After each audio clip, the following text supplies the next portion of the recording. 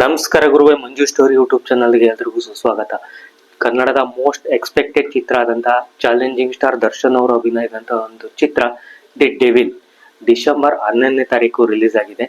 ಬೆಳಿಗ್ಗೆ 6 ಗಂಟೆಯಿಂದಾನೇ ಆಲೇ show start ಆಗಿದ್ದಾವೆ. ಹಂಗಿದ್ರೆ ಡೆವಿಲ್ ಸಿನಿಮಾ ಏನ್ ಅನ್ನಿಸ್ತು ಎಲ್ಲ ನೋಡ್ಕೊಂಡ್ ಬರೋಣ. ವಿಡಿಯೋನ ಕಂಪ್ಲೀಟ್ ಆಗಿ ನೋಡಿ.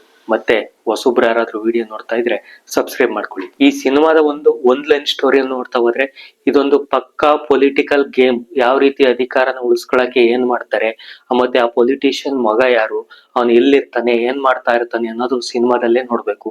ಹಾಗೇನೆ ಇನ್ನೊಂದು ಕ್ಯಾರೆಕ್ಟರ್ ಕೃಷ್ಣ, ಅವನು ಆ ಜೀವನದಲ್ಲಿ ಏನ್ ಮಾಡ್ಬೇಕು, ಅವನ ಆಸೆ ಏನು, ಆ ಆಸೆಗೋಸ್ಕರ ಯಾವ್ಯಾವ ರೀತಿ ಕೆಲಸನ ಮಾಡಕ್ಕೆ ಒಪ್ಕೋತಾನೆ, ಮತ್ತೆ ಯಾವ್ಯಾವ ರೀತಿ ಆ ಒಂದು ದಾರಿಯಲ್ಲಿ ಯಾವ್ಯಾವ ರೀತಿಯಾದಂತ ಒಂದು ಕಷ್ಟಗಳನ್ನ ಪಡ್ತಾನೆ ಅನ್ನೋದನ್ನು ಮೂವಿನಲ್ಲೇ ನೋಡಿ ತಿಳ್ಕೊಬೇಕು. ಇನ್ನ ಒಂದು ಪರ್ಫಾರ್ಮೆನ್ಸ್ ವೈಸ್ ನೋಡೋದಾದ್ರೆ ದರ್ಶನ್ ಅವರು ತಮ್ಮ ಹಳೆ ಮೂವಿಗಳಿಗಿಂತ ಈ ಸಿನಿಮಾದಲ್ಲಿ ಸ್ಟೈಲಿಶ್ ಆಗಿ ಸ್ವ್ಯಾಗ್ ಲುಕ್ ಅಲ್ಲಿ ಕಾಣಿಸ್ಕೊಂಡಿದ್ದಾರೆ.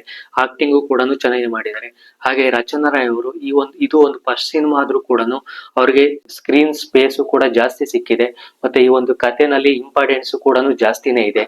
ಆ ಬೇರೆ ಬೇರೆ ಕ್ಯಾರೆಕ್ಟರ್ಗಳು ಕೂಡ ಅಚ್ಚುಕಟ್ಟಾಗಿ ಚೆನ್ನಾಗಿ ಆಕ್ಟಿಂಗ್ ಮಾಡಿದ್ದಾರೆ. ಇನ್ನ ಗಿಲ್ಲಿ ನಟ ಅವರ ಒಂದು ಕಾಮಿಡಿ ಸೀನ್ಗಳು ಚೆನ್ನಾಗಿ ತುಂಬಾನೇ ಇಷ್ಟ ಆಯ್ತು. ಟ್ರೈಲರ್ ಅಲ್ಲಿ ನೋಡದೇ ಇರೋಂತ ಒಂದು ಸೀನ್ಗಳನ್ನ ಥಿಯೇಟರ್ ಅಲ್ಲಿ ರಿವೀಲ್ ಮಾಡಿದ್ದಾರೆ, ಅದು ಕೂಡ ತುಂಬಾನೇ ಇಷ್ಟ ಆಯ್ತು. ಹಾಗೆ ಈ ಸಿನಿಮಾದಲ್ಲಿ ಕೆಲವೊಂದು ಟ್ವಿಸ್ಟ್ಗಳು ಬರ್ತವೆ. ಆ ಟ್ವಿಸ್ಟ್ಗಳು ಯಾವ ರೀತಿ ರಿಸಲ್ಟ್ ಕೊಡ್ತವೆ ಅನ್ನೋದನ್ನ ಸಿನಿಮಾದಲ್ಲಿ ನೋಡ್ಬೇಕು. ಹಂಗಿದ್ರೆ ಎಲ್ಲವೂ ಪಾಸಿಟಿವ್ನೇ ಇದೆಯಾ ಈ ಸಿನಿಮಾದಲ್ಲಿ ಅಂತ ಅಂದ್ರೆ ನೆಗೆಟಿವ್ನು ಇದೆ ಸ್ವಲ್ಪ. ಏನು ಅಂತ ಅಂದ್ರೆ ಈ ಸಿನಿಮಾದ ಒಂದು ಕತೆ ಆಗಿರ್ಬೋದು ಮತ್ತೆ ಸ್ಕ್ರೀನ್ ಪ್ಲೇನ ಇನ್ನ ಬೆಟರ್ ಆಗಿ ಮಾಡ್ಬೋದಿತ್ತು ಅಂತ ಅನ್ನಿಸ್ತು.